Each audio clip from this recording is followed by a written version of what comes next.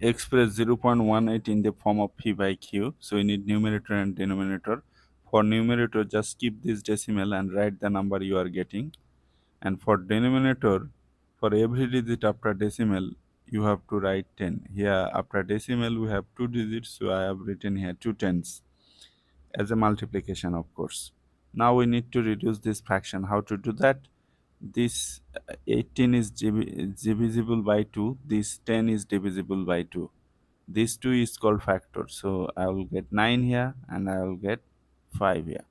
So 9 divided by 5 times 10.